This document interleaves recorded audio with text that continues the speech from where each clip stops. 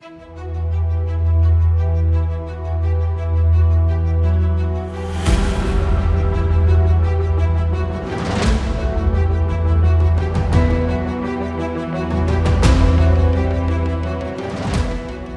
documentary about coaching is a purely non-profit venture.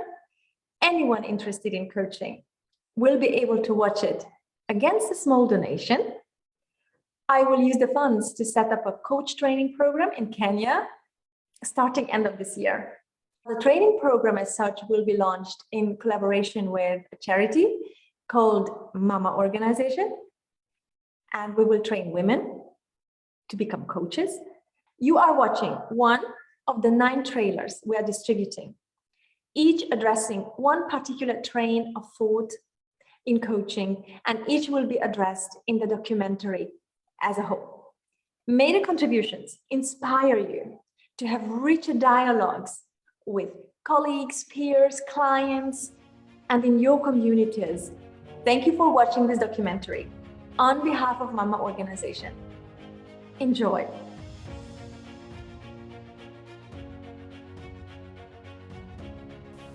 Where do we need to put our head up and pay attention to? Within the coaching community, traditionally hasn't always engaged well, and vice versa with the academic community. I don't think that, I think there are whole bodies of knowledge that sit outside of the coaching world, that the coaching world tends not to be really enthused about. Systems thinking is one. The systems thinking narrative within coaching really doesn't reflect kind of wisdom and insight that exists in the field of systems thinking. I'm just using that as an example because it's one that I've kind of been exploring over the last couple of years. So, what's in the name coaching? You look in the team coaching space, there is a group of folks who are so determined to invent this thing called team coaching, which is distinct from other team interventions, that I just think we lose track of what clients actually want, which is teams want help in becoming more effective, and they really don't care whether you're, where these somewhat artificial boundaries sit. So it's this kind of constant concern that we create this thing called coaching, and it's distinct and it's separate, which almost inevitably creates separation.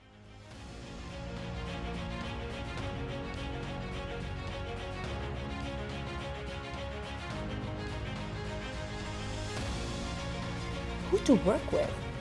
Now I'm working with a group of military that to me are my best clients ever, because they are wholehearted and completely engaged.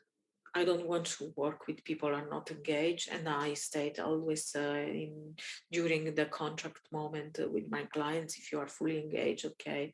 If you are not,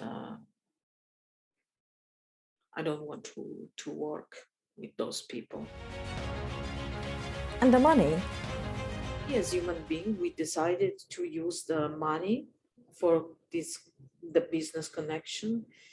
And I'm surprised when people think about now losing the job, or, well, money are just a connection. If you think differently, you can change also this paradigm.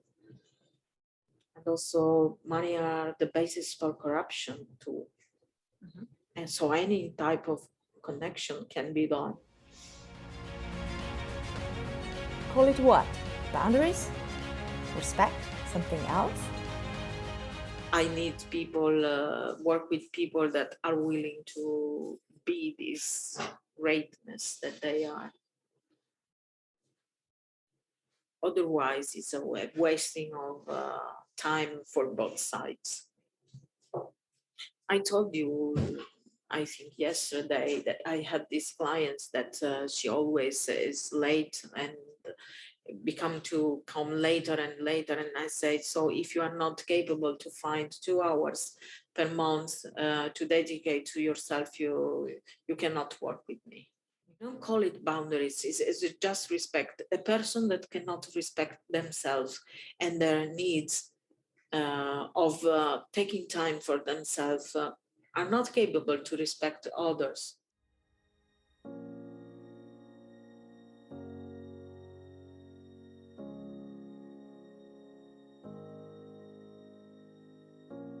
What is our oldest legacy from the past?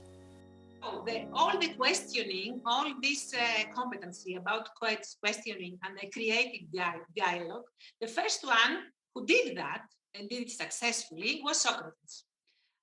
The main purpose of coaching is to find the truth, to find the inner truth. And the main purpose of any philosophy, despite country, even the Greek philosophy or the modern philosophy that comes from Europe or Western or Eastern philosophy, the main is find the truth. So coaching is digging in order to find your truth and the truth of the environment. And the legacy we are leaving? I don't want to create to this child the illusion that I will create everything prepared for you. But I can make you see vulnerabilities. I can make you see strengths, accountability, faith in what you're doing.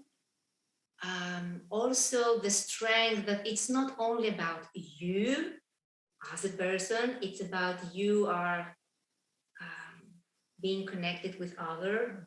May I say the four spheres? Yeah, sure. The I, the we, the all, and the omni, no, the integrative presence that we are saying into our program today.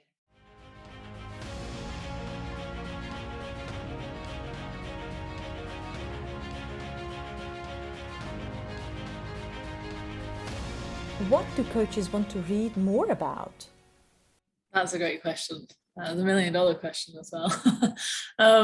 So for us at Open University Press, we've been really looking at curriculums and how changes in curricula are affecting what we need to publish.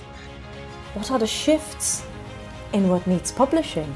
Sustainability and the environment is becoming embedded into the curricula across so many subjects. So it's changing the way that things are taught, which means that having one bonus chapter at the end on sustainability isn't going to cut it anymore, because the way that students are learning, it's a part of everything. So making sure that if you're talking about case studies, that those are interwoven, those themes. Similarly, and this is hugely affecting psychotherapy and coaching and mentoring, it's intersectionality and making sure that there's embedding inclusive behaviors. And that one is really difficult because in some ways it seems so obvious if you're of a certain generation.